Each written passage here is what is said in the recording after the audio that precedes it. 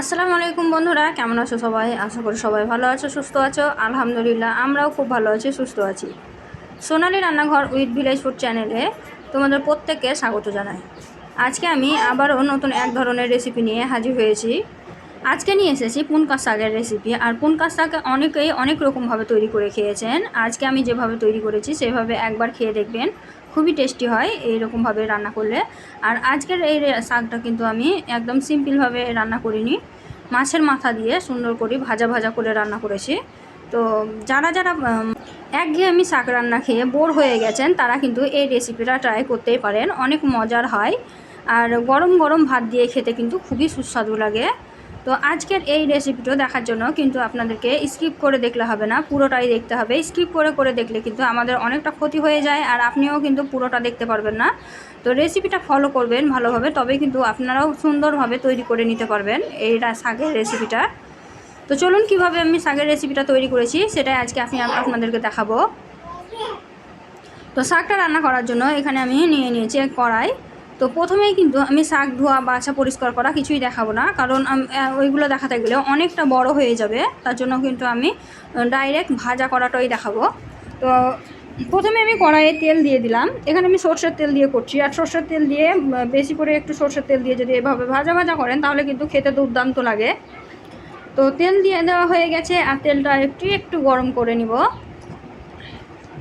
যেহেতু মাছের মাথাটা ভাজতে হবে তার জন্য। তো তেলের মধ্যে আমি এখন দিয়ে দিচ্ছি হলুদ গুঁড়ো। এই তো সামান্য পরিমাণের হলুদ গুঁড়ো তো দিলাম, তাহলে কিন্তু মাছের মাথাটা লেগে যাবে না আর সুন্দরভাবে ভাজা হবে।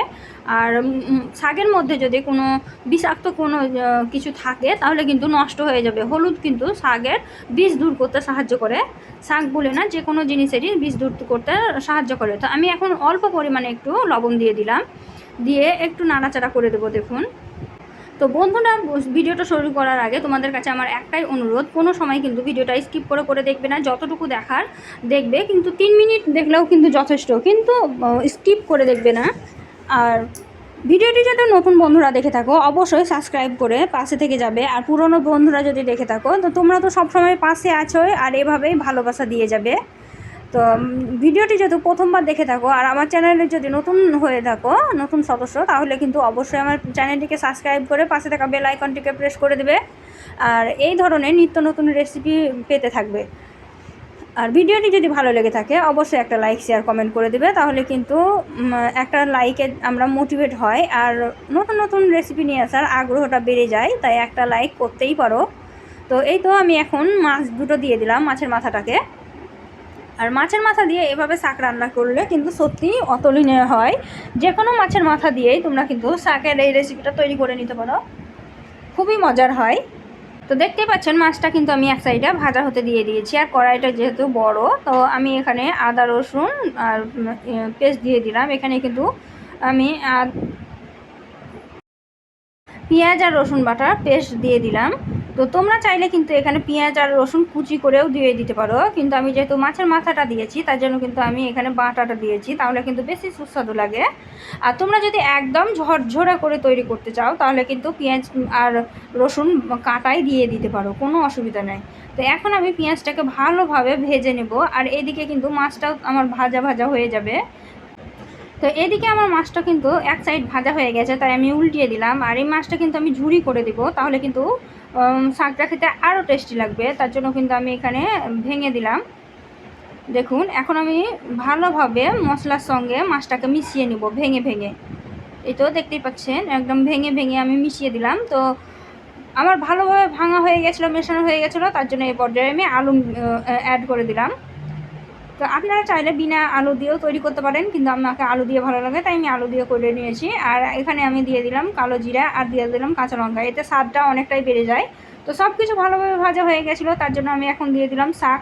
তো শাকটা দেখতেই পাচ্ছেন কতটা সবুজ ছিল আর কত সুন্দর ছিল, একদম কুচি কুচি করে কেটে ভালোভাবে ধুয়ে পরিষ্কার করে আমি নিয়েছি, তারপরে কিন্তু দিয়ে দিয়েছি। এখন আমি নাড়াচাড়া করে ভেজে নিব। আর এখানে কিন্তু একটুও জল অ্যাড করব না, এটা কিন্তু ঢাকা দিয়ে দিয়ে ভাজলেই কিন্তু সুন্দরভাবে হয়ে যাবে। তো এই তো আমি 5 থেকে 7 মিনিট ঢাকা দিয়ে রেখেছিলাম, একদম লো আঁচে রেখেছিলাম, তার জন্যই কিন্তু এরকম হয়েছে। আপনারাও একদম লো আঁচে রেখে দেবেন। দেখতে পাচ্ছেন কিন্তু আলুটা আমার সিদ্ধ হয়ে গেছে আর সবগুলো জিনিস আমার ভালোভাবে সিদ্ধ হয়ে গেছে। আর এখন একটু একটু জল আছে, তো আমি জলটাকে মরিয়ে নিব। তো এই তো একদম পারফেক্টভাবে সিদ্ধও হয়ে গেছে আর জলগুলোও সব শুকিয়ে গেছে। এখন আমি একটু আঁচটাকে বাড়িয়ে ভালোভাবে নাড়াচাড়া করে ভেজে নেব। আর এই তো দেখতেই পেলেন যে আলুটা কত সুন্দরভাবে সিদ্ধ হয়ে গেছে। আর যেহেতু এটা পুনকা শাক বা আপনারা লোটাস শাক যাই বলেন, শাকটা কিন্তু আমার ভালোভাবে রান্না হয়ে কমপ্লিট হয়ে গেছে, দেখেই বুঝতে পারছেন একদম ঝরঝরা হয়েছে। তো এর থেকে খুব বেশি একটা ভাজা ভাজা আমি করব না, হালকা একটু জলটা মরিয়ে নিলেই কিন্তু হবে। আর শাকের দেখলেই বুঝতে পারবেন ফিনিশিংটা যে কতটা সুন্দর লাগছে দেখতে। তো শাকটা আমার হয়ে গেছে, এখন আমি নামিয়ে নেব, দিয়ে পরিবেশন করে দেখাচ্ছি আপনাদেরকে যে কেমন হয়েছিল শাকটা। তো পরিবেশন করার জন্য এখানে আমি একটা প্লেট নিয়ে নিয়েছি আর এখন প্লেটের মধ্যে আমি রেখে দেবো। তো এইটা দেখতেই পাচ্ছেন একদম ঝরঝরা শাক ভাজা, মাছের মাথা দিয়ে শাক ভাজা। কে কে এইভাবে খেয়েছেন আমাকে কমেন্টে জানাতে ভুলবেন না। যদি না খেয়ে থাকেন তাহলে একবার তৈরি করার রিকোয়েস্ট করব, আর যদি তৈরি করে থাকেন বাড়িতে তাহলে কেমন হয়েছিল কমেন্ট করে জানাবেন। তো এই তো আজকাল লাস্ট ফিনিশিং দেখেই বুঝতে পারছেন। তো শাক খাওয়া আমাদের শরীরের পক্ষে কিন্তু অনেক উপকার, আর এভাবে যদি শাক খান তাহলে ছোট বড় সবাই কিন্তু খাবে এইভাবে তৈরি করলে। তো রেসিপিটি যদি ভালো লেগে থাকে অবশ্যই লাইক শেয়ার কমেন্ট করে দেবেন, আর পাশে থাকা বেল আইকনটিকে প্রেস করতে ভুলবেন না সবার আগে রেসিপি নোটিফিকেশান পাওয়ার জন্য। তো এখন আমি বিদায় নিচ্ছি, দেখা হবে এই ধরনেরই আরও নিত্য নতুন অন্য কোনো রেসিপি নিয়ে পরবর্তী ভিডিওতে। তো ততক্ষণ সবাই ভালো থাকবেন, সুস্থ থাকবেন আর আমার জন্য দোয়া করবেন। খোদা হাফেজ।